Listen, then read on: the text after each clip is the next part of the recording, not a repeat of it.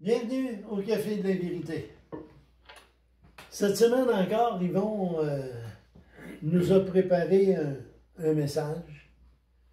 Donc, bienvenue Yvon. Bienvenue. Et Merci. il veut nous parler d'une personne assez importante dans le monde, qui est l'ennemi juré de Dieu, qui s'appelle Satan, Lucifer, le diable et plusieurs autres noms. Alors Yvon, je te laisse la parole. Et n'oubliez pas une chose avant. Tout ce qu'on vous enseigne ici vient de la parole de Dieu. Ça vient de la Bible. Oui. Et plus que ça, on vous donne des versets. Allez les vérifier. Ne vous fiez pas à personne. Fiez-vous à la parole. À toi, Yvon. On va commencer avec un petit mot de prière. Allons-y. Seigneur, grand Dieu, nous nous humilions devant toi parce que c'est vraiment toi qui es l'auteur de toutes choses. Les messages qu'on emmène, Seigneur, c'est sous ta dictée qu'on le fait. Alors, Père, je veux te remercier pour l'opportunité que tu me donnes de pouvoir partager sur des sujets qui sont parfois incompréhensibles ou des sujets que les gens osent peu souvent parler, surtout le sujet que je vais parler ce matin. Alors, bénis ce message, Seigneur, et qu'il soit pour ta gloire. Au nom de Jésus, Amen. Amen. Puis, justement, comme je disais à Alain, quand je suis arrivé, avant qu'on puisse préparer le message, j'ai eu des combats. J'avais un message que j'avais préparé. Puis, écoute, à 5 heures du matin, là, j'ai été réveillé, puis ça a été plus fort que moi. Puis à un moment donné, j'ai été vérifié dans mes notes, dans mes messages. Puis, écoute, il y en a qui pensent des fois qu'on va amener des messages juste pour critiquer ou quoi que ce soit. C'est vrai que des fois, on va apporter de la critique. Mais on ne veut pas apporter de la critique pour que le monde pense que ce soit destructif, mais plutôt constructif. Puis si vous pensez que des fois, on prépare juste des petites choses, non, regarde ici, j'ai montré à mon frère, j'ai un message que j'ai préparé, ça fait une semaine ou deux que je travaille là-dessus, sur la tribu de Dan. J'ai au-dessus de 23 pages de préparer. Tout ça parce que j'avais entendu parler de quelque chose là-dessus, ça a piqué ma curiosité, puis j'ai été fouillé au travers de la Bible, vous seriez surpris de ce qu'on peut découvrir là-dedans. Mais ce matin, le sujet que je veux vous amener, je n'étais pas parti pour ça, mais comme j'ai dit à Alain, j'ai dit, il faut que j'en parle. Puis Alain me dit, vas-y. On parle justement du diable. J'aborde un sujet parce que il y a peu de chrétiens qui, même dans les églises, j'ai déjà entendu un pasteur dire, ça, je ne veux pas traiter de ce sujet-là. Puis pourtant, il fait partie de la Bible. Il fait partie, puis on doit prêcher toute la Bible. D'ailleurs, si vous pensez comme il faut, là, Jésus-Christ, quand il a commencé son ministère, il a commencé comment? Par un jeûne de 40 jours. Puis pendant 40 jours, la parole nous dit qu'il a été confronté au diable. Puis en dernier, le diable a donné tout ce qu'il pouvait là, pour essayer de convaincre Jésus. Mais il faisait face au Dieu créateur, il n'a jamais été capable de le convaincre. Puis le Seigneur Jésus lui a toujours répondu par la parole. 1 Pierre 5,8 nous dit « Soyez sobres ». Ça s'adresse à nous autres. Puis ça nous dit une chose, veillez. Donc, on a de quoi faire. Veillez. Pourquoi? On parle du diable. Le diable, c'est notre adversaire. Parce que c'est marqué, votre adversaire, le diable, rôde comme un lion rugissant, cherchant qui dévorer. Donc, il est toujours à l'affût, le diable. Au verset 9, ça nous dit une chose. Résistez-lui ferme en la foi et sachant que les mêmes souffrances sont imposées à vos frères dans le monde. Ça veut dire que quand on a des combats, puis qu'on découvre que ça vient du diable, on n'est pas tout seul. Partout dans le monde, il y en a qui combattent eux autres aussi, contre non pas un ennemi, c'est un ennemi, mais c'est l'ennemi de Dieu. Pour nous autres, ça devient notre adversaire. C'est ça que c'est parlé. Il y a un mot que je veux vous définir, vous allez le comprendre pourquoi dans pas long. Le mot, c'est qualificatif. C'est quelque chose qui exprime la qualité ou la manière d'être. La qualité, c'est une manière d'être, qu'elle soit bonne ou mauvaise. Bon. J'ai aimé ce qu'un dénommé Arnold Fruchtenbaum a dit sur le diable. En anglais, c'est devil, parce que lui, il prêche en anglais. Dans son message sur Apocalypse, chapitre 12 et 13, on a un profil de qui il est. Il y a 5 détails de son profil qui sont mentionnés dans Apocalypse 12 et verset 9. Il dit, il fut précipité le grand dragon. Ça, c'est un premier détail. C'est un terme employé pour désigner le diable. Le serpent ancien, appelé le diable, et Satan, celui qui séduit toute la terre habitée. Donc, Apocalypse 12 nous décrit celui qui va être précipité sur la terre. Parce qu'à l'heure actuelle, il y a encore accès au ciel. Il voyait aux deux, là. Puis Job nous dit très bien qu'est-ce qu'il fait. Il nous accuse devant Dieu. Donc, ces détails-là sont importants à savoir. Apocalypse 12, 9, il fut précipité, on vient de le lire, excusez. 2 Corinthiens 11, au verset 14, il dit, ce n'est pas étonnant, car Satan lui-même, c'est Satan lui-même, qu'est-ce qu'il fait? Il se déguise. L'Halloween, là, c'est sa fête, parce qu'il aime se déguiser, donc il veut que le monde se déguise, c'est toutes des créatures hideuses, en grande partie. Il se déguise comment? En ange de lumière. Au verset 15, ça nous dit que c'est pas étrange parce que ses serviteurs se déguisent aussi en serviteurs de justice et leur fin sera selon leur œuvre. Ça veut dire qu'ils vont avoir une fin à un moment donné. On ne sait pas quand, mais ça s'en vient. Le grand dragon. La définition anglaise pour le qualificatif. En anglais, ça dit fierceness. Fierceness, là, ça veut dire violence, férocité d'un animal, ardeur, acharnement, fureur, brutalité. Brutalité, je vais vous partager dans pas long quelque chose que j'ai déjà vu, lu dans le passé. Mais voyez-vous, c'est quelque chose qui est relatif à un animal. Une ardeur, une brutalité. Le diable, là, si ma mémoire est bonne, dans sa biographie, le titre du livre, c'était « Il est venu libérer les captifs ». Une dénommée Rebecca Brown. Elle fut la plus grande des sorcières que les États-Unis n'ont pas connues dans les années 60 à 80, si ma mémoire est bonne. Et puis, elle parle de sa consécration. Ceux qui ont déjà lu ce livre-là, -là, c'est terrible qu'est-ce qui se passe. Après sa compréhension, là, ben, ils ont invoqué le diable, puis le diable est venu coucher avec elle, littéralement. Puis elle donne la description, elle dit, il n'y avait rien de doux, il n'y avait rien de beau, comme une relation normale de couple. Elle dit, c'était brutal, j'ai été marqué, tout ce que vous voulez, et j'en passe. Donc, ça correspond à qu'est-ce que Arnold Fruchtenbaum avait décrit dans le mot « fierceness », qui parle de brutalité et de fureur. Donc, le diable, on voit qu'est-ce qui se passe présentement dans le monde. Hein? C'est mené avec fureur, ça n'a pas d'allure ce qui se passe. Donc, oui. Je vais t'interrompre. J'ai justement parlé avec une amie du Pérou, à Lima au Pérou. C'est une ville que moi j'ai été souvent, puis jamais eu de problème, rien. Mais là, elle dit que c'est rendu violent. C'est rendu... c'est violent. La pauvreté a commencé à prendre le dessus. Ça vole, ça tue, ça se bat. Donc, on voit l'action du diable, sa brutalité en œuvre là, présentement au Pérou. Là. Même ici au Canada, il y en a de plus en plus. Là. Oui. Mais on parle d'un type de dragon. Je vais juste vous ramener un peu dans quand on était jeune, des fois on écoutait des films, on voyait des dragons, puis on trouvait ça beau. Mais arrêtez-vous juste pour y penser un peu. Quand un dragon passe, là, ce que tu vois, c'est du feu qui sort de sa bouche, c'est de la destruction. C'est une image qu'on a sur le diable.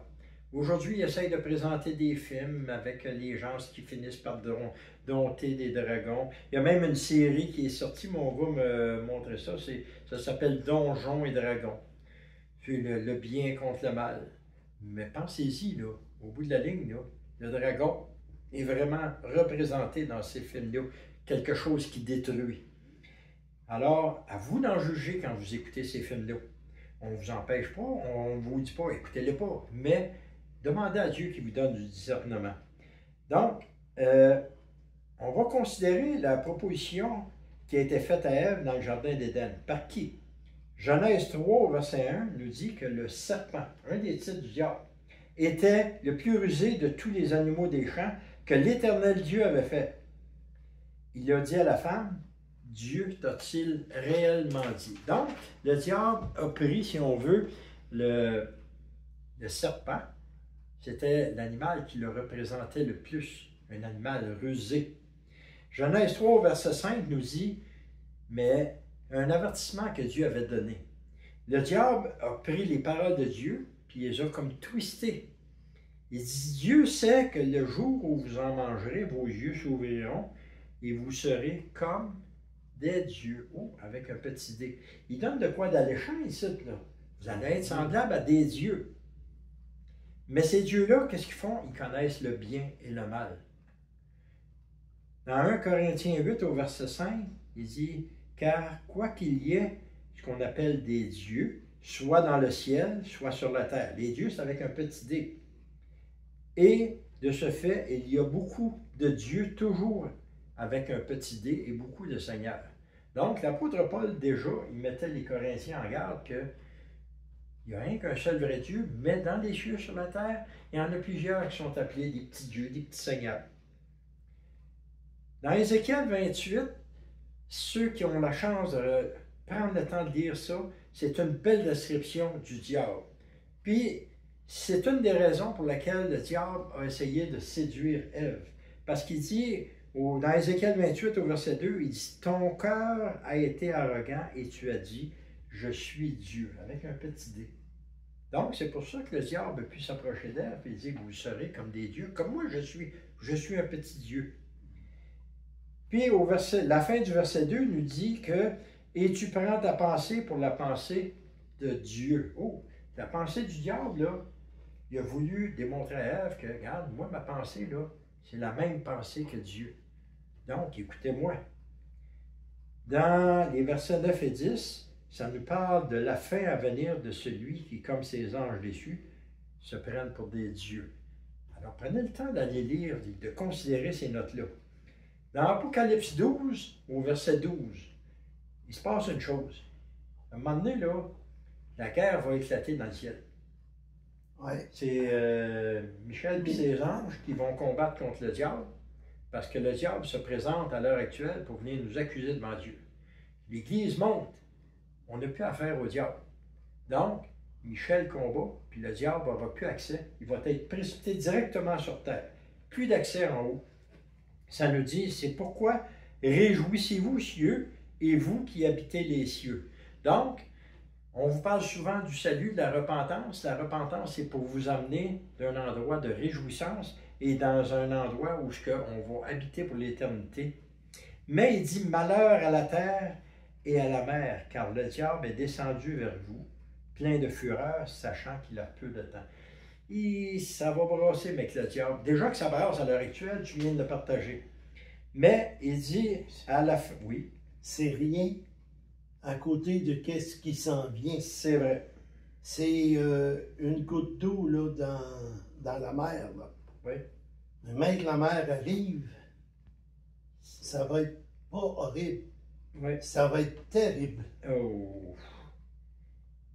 Dans Apocalypse 12, toujours pour en revenir, à la fin, du verset 10, ça nous dit « Car il a été précipité, l'accusateur de nos frères, celui qui les accusait devant Dieu jour et nuit. » On voit ça dans le livre de Job, l'accusateur.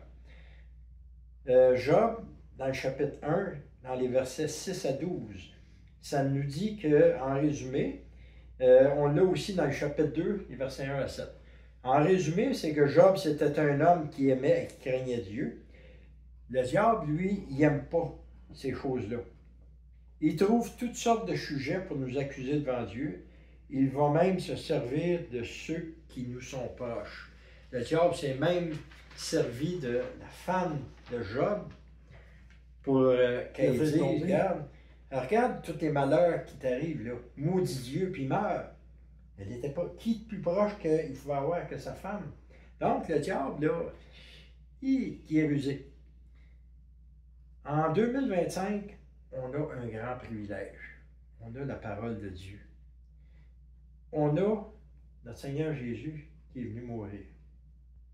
Puis l'Épître aux Romains, chapitre 8, au verset 33, nous dit « Qui accusera les élus de Dieu? Dieu est celui qui sanctifie. » Puis au verset 34, il dit « Qui les condamnera? » Le Christ Jésus est celui qui est mort. Bien plus, il est ressuscité, il est à la droite de Dieu, il intercède pour nous. Il dit « Réjouissez-vous et soyez dans l'allégresse. Notre accusateur a été vaincu à la croix de Golgotha. » Donc, on a un sujet de réjouissance. Puis, à toutes les fois que mon frère Alain ou moi, qu'on amène un message, on vous emmène à vous repentir puis à croire au sacrifice de Jésus. Puis, comme on vient de voir dans Romains, ça nous dit, si on croit au sacrifice de Jésus, le diable ne peut plus nous accuser, il ne peut plus nous condamner, mais Jésus, lui, est là, il intercède pour nous autres. Alors, on a de quoi de positif là, pour nous autres. 1 Pierre 5,8, quand il dit « Soyez sobres, éveillés », c'est un avertissement. Votre adversaire, le diable, rôde autour de vous comme un lion rugissant, cherchant qui dévorer. C'est Pierre qui a écrit ça. Là. Pourquoi est-ce que vous pensez que Pierre parle de même? C'est tout simplement que notre Seigneur Jésus a enseigné ses disciples, il les a mis en garde, puis ça s'applique à nous autres aussi. Une des preuves comme quoi que le Seigneur Jésus avait mis en garde les disciples, à un moment donné, là, avant d'aller à la croix, Jésus avait dit, il dit, Simon, Simon, Satan vous a réclamé pour vous passer au crible comme le blé. Donc, il y avait un avertissement, mais pas juste pour Simon, parce qu'il dit, il vous a réclamé. C'était pour les disciples, mais ça s'applique à qui? À nous autres aussi. Nous autres aussi. Donc, le diable, là, il nous réclame auprès de Dieu, comme il a fait avec les disciples pour nous passer au crible. Mais le Seigneur, regardez dans sa bonté, qu'est-ce qu'il dit? Mais il dit, moi, j'ai prié pour toi, afin que ta foi ne défaille pas. Puis toi, quand tu seras revenu à moi, affermis tes frères. Ça veut dire que Pierre, il va avoir une chute quand tu seras revenu à moi. Sa parole s'est accomplie quand il dit, toi, quand tu seras revenu à moi. Il a cédé au diable parce qu'il dit, Satan, il dit, va te cribler. Jésus, un moment donné, il avait dit à Pierre, Pierre, tu vas me renier 3 fois. Non, non, non, ça n'arrivera pas. C'est arrivé. C'est arrivé. Mais, il dit, je te le dis, avant, dans Luc 22, verset 34, avant que le coq chante, il dit, tu vas me renier 3 fois. Puis dans Luc 22, verset 61, c'est accompli. Le Seigneur s'est juste retourné, puis il a regardé Pierre. Pierre s'en est souvenu de la parole que le Seigneur lui avait dit. Avant que le coq chante, aujourd'hui, tu me renieras 3 fois. Au verset 62, c'est là qu'on voit qu'il revient au Seigneur.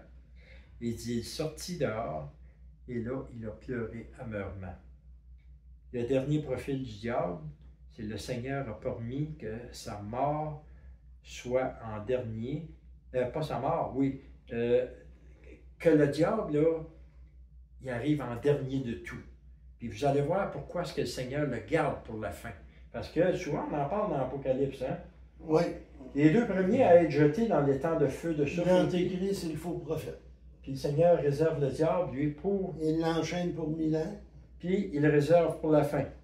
Dans Genèse 3, verset 13, ça nous dit, « Et l'Éternel dit à la femme, « Pourquoi est-ce que tu as fait ça? » La femme répondit, « Le serpent m'a séduite, puis j'en ai mangé. » Donc, elle dit clairement, elle dit, « J'ai chuté. » Elle dit, « Celui qui m'a amené à chuter, c'est le serpent. Ouais. » Le serpent, c'est un des titres. Voyez-vous, depuis le début de la création, l'œuvre de séduction que le diable met depuis le début. Alors, mais voyez comment ce qui finit. Dans Apocalypse 20 au verset 2. Là, on est à l'aube du millénium, excusez. Ouais. Alors, le Seigneur a appelé un de ses anges qui est arrivé avec une chaîne. C'est marqué qu'il a saisi le dragon, le serpent ancien qui est le diable et Satan, et il le lia pour 1000 ans. Un peu plus loin, on voit que la période des 1000 ans est terminé. Quand les 1000 ans furent accomplis, Satan sera relâché de sa prison. Il y a 1000 ans pour penser à ce qu'il fait, puis pour voir que le Seigneur est plus puissant que lui. Il ne change pas. Alors, au verset 8, ça nous dit qu'il sortira pour séduire les nations qui sont aux quatre coins de la terre. Imagine-toi, ça fait 1000 ans là, que le peuple, la terrestre, entend parler de Dieu, parce que Jésus est sur place. Ils vont vivre 1000 ans où tu n'auras même plus besoin de barrer tes portes. 1000 ans où il n'y aura plus de maladie. 1000 ans de bonheur, d'abondance au niveau de nourriture de tout. Puis à la fin, ils vont quand même retomber dans les ruses du diable. C'est le plus grand séducteur que la terre a jamais connu. Mais, bonne nouvelle, dans l'Apocalypse 20 au verset 10, ça nous dit, le diable qui les séduisait fut jeté dans l'étang de feu et de soufre, où sont la bête et le faux prophète, et ils seront tourmentés jour et nuit au siècle des siècles. Donc Dieu, dans sa parole, prend des exemples pour nous montrer la réalité. La réalité, là, dans Ézéchiel 28, là, c'est le diable, c'est une image. Ceux qui vont lire ça, mais l'image, c'est que le diable est comparé au roi de Tyr. Donc, parce que tu prends ta pensée pour la pensée de Dieu. Il parle du diable. Comment est-ce qu'il est? Il dit également, tu as été rempli de violence et tu as péché. Jésus, il dit, je t'exclus de la montagne de Dieu et je te fais disparaître chérubin protecteur au milieu des pierres ardentes. Donc, le diable, là, c'est loin d'être l'image qu'on a, là. Un petit bonhomme roux, des cornes, une queue fourchue avec une fourche. Non, non, si vous lisez comme pour Ézéchiel 28, c'était le plus beau des anges que Dieu avait créé. C'est un chérubin protecteur. Ben pour séduire, oui, il faut qu'il y ait une belle apparence. Oui. Pas juste une belle parole. Puis il va séduire les gens. Oui. Mais il dit, je fais sortir au milieu de toi un feu qui te dévore. Je te réduis ensemble sur la terre aux yeux de tous ceux qui te regardent. Fait que même que le Seigneur envoie le diable dans l'étang ardent de feu et de soufre, cette parole-là va s'accomplir parce que ça va se faire aux yeux de tous ceux qui vont être sur la terre à cette époque-là, qui s'en vient dans le millénium. Le Seigneur va prendre le diable devant leurs yeux, puis il va le jeter. Donc la parole, elle est vraie, elle est véridique, même si c'est écrit. Alors il finit le verset 19 de Apocalypse 20, c'est-à-dire de Ézéchiel 28, et dans sa fin, il dit, tu ne seras plus jamais rien. Voyez-vous comment est-ce que Dieu est bon?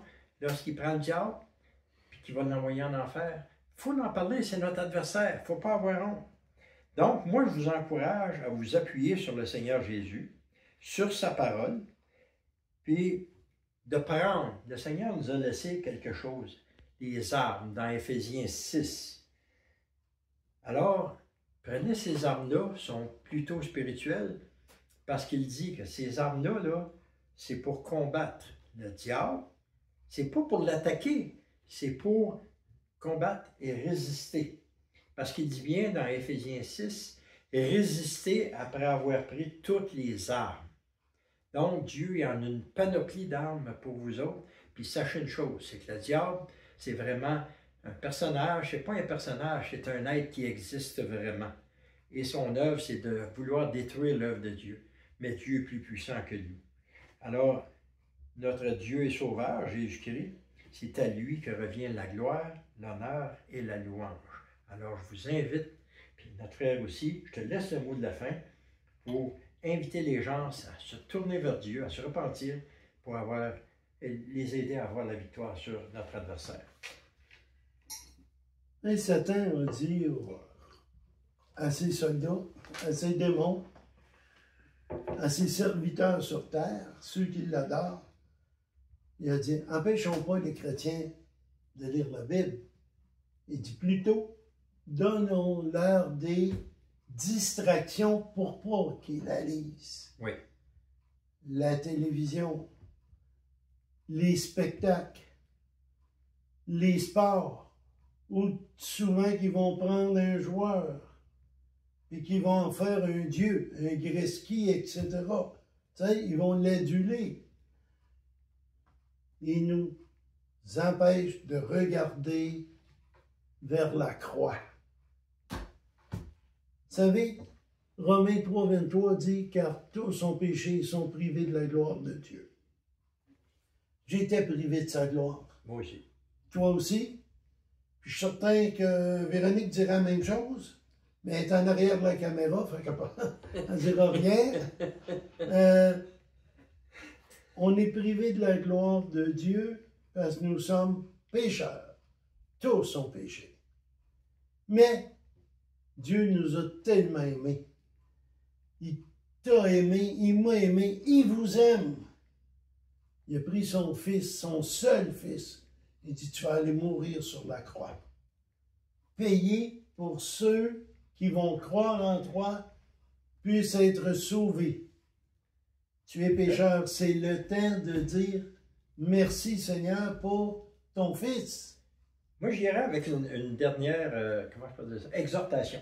Vas-y. S'il y a des pasteurs, des anciens, des diacres, peu importe, s'il y en a qui enseignent dans les différentes églises, peu importe la dénomination, là, ayez pas peur de vous lever puis de dire, à matin, on vous emmène une étude sur le diable. Parce que ça fait partie de la vie courante, puis depuis le début. Puis ceux qui pensent que la Bible ne parle pas souvent du diable, dans l'Ancien Testament, on entend parler peut-être 7, 8 à 10 fois. Mais savez-vous que dans le Nouveau Testament, plus de 40 fois, le diable, on en parle sous différents noms, sous différents aspects. Alors moi, je vous encourage, non pas pour le glorifier, mais pour montrer aux chrétiens qui sont là que notre adversaire est réellement là, mais que celui qui l'a vaincu, c'est Jésus-Christ. Alors là-dessus, bonne réflexion. Donc, il faut se repentir. Parce que passer l'éternité dans la géhenne avec lui, ça ne sera pas drôle. Non. Par contre, si vous vous repentez, vous reconnaissez Jésus comme Seigneur et Sauveur, l'éternité va être merveilleuse. Vous avez un choix à faire, puis c'est maintenant. La fin s'en vient. Et ceux qui vont manquer l'enlèvement, bonne chance. Ouais. Sur cela, repentez-vous. Que l'Éternel vous bénisse. Amen.